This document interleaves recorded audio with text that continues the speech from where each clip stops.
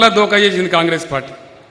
ఎప్పుడు కూడా మీరు ఒక చరిత్ర చూడండి, తెలంగాణను ముంచింది ఆంధ్ర వాళ్ళకంటే ఎక్కువ తెలంగాణ కాంగ్రెస్ పార్టీ ఎక్కువ ముంచింది. ఈ తెలంగాణ కాంగ్రెస్ దద్దమ్మలే 58 ఏళ్ల తెలంగాణ దుఃఖానికి ప్రధానమైన కారణం. మీ అందరికీ తెలుసు, ఇది ప్రపంచం మొత్తానికి తెలుసు, ఇండియా మొత్తానికి తెలుసు. తెలంగాణ కాంగ్రెస్ గట్టిగా నిలబడి ఉంటే ఎందుకైతుండే ఈ గతి, మనకు ఈ పరిస్థితి ఎందుకు వస్తుండే? మీ దగ్గరనే ఉన్నది ఒక మంచి ఉదాహరణ.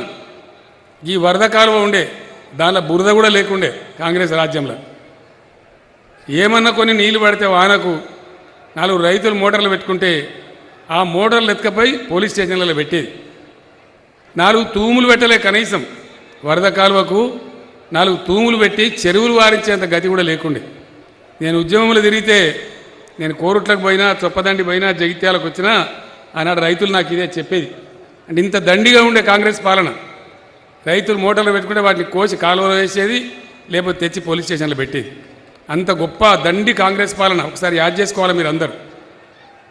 అంటే వాళ్ళకు వీళ్ళే వంతగొట్టుడు. నేను ఆ రోజులలో ఉద్యమ స్పీకర్లో చెప్పేది, కత్తి ఆంధ్ర ఉందే కానీ పొడిచేటోడు మన తెలంగాణ వాడే. నిజంగా కూడా నేను బాధ్యతతో చెప్తా ఉన్నా, ఈ మాట చాలా బాధ్యతతో చెప్తా ఉన్నా. తెలంగాణను ముంచింది మొత్తం ఈ నోరు మెతిపోయినటువంటి కాంగ్రెస్ నాయకుల చేతగానితనమే. ఒక 6 దశాబ్దాలు తెలంగాణ ప్రజానీకాన్ని శిక్షకు గురి చేసింది, చాలా బాధ పెట్టింది. మీరు ఈ విషయాలన్నీ ఆలోచించాలి. నేను ప్రజాస్వామ్య పరిణతి అంటే అదే. పార్టీల చరిత్ర ఆలోచించాలి, ఏ పార్టీ వైఖరి ఏంది, వీళ్ళ నియతి ఏంది, ఏం చేస్తారని. అవకాశవాదం తప్ప ఆరాటపడి ఎన్నడూ పోరాడలేదు తెలంగాణ కోసం. ఇంకొక మాట మీకు నేను గుర్తు చేస్తా, మీ అందరు కళ్ళారా చూశాను. ఆంధ్రప్రదేశ్ చివరి ముఖ్యమంత్రి కిరణ్ కుమార్ రెడ్డి అని ఒక ఆయన ఉండే. అసెంబ్లీలో అందరు ఎమ్మెల్యేల సాక్షిగా అందరు ఉన్నారు, కాంగ్రెస్ ఎమ్మెల్యేలు, తెలంగాణ కాంగ్రెస్ ఎమ్మెల్యేలు మొత్తం కూర్చొనే ఉన్నారు. ఆయన లేచి, మీరు ఎక్కువ మాట్లాడితే తెలంగాణకు ఏ కాన గుడియా, ఒక రూపాయి గుడియా, ఏం చేసుకుంటావో చేసుకోన్నారు. ఒక్క కాంగ్రెస్ తెలంగాణ ఎమ్మెల్యే మాట్లాడిండా? నోరు తెరిసిండ్రా?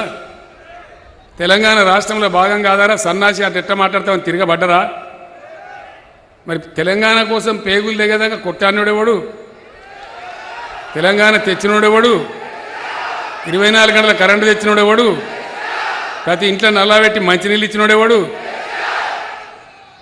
మరి ఇవాళ జగిత్యాల జిల్లా చేసినోడేవాడు? ఇవాళ వెనకటి కూడా అన్నాడట, మీరు మొత్తం వంటలు చేసి తయారు పెట్టుండ్రి, నేను తర్వాత వచ్చి వడ్డన చేస్తానట.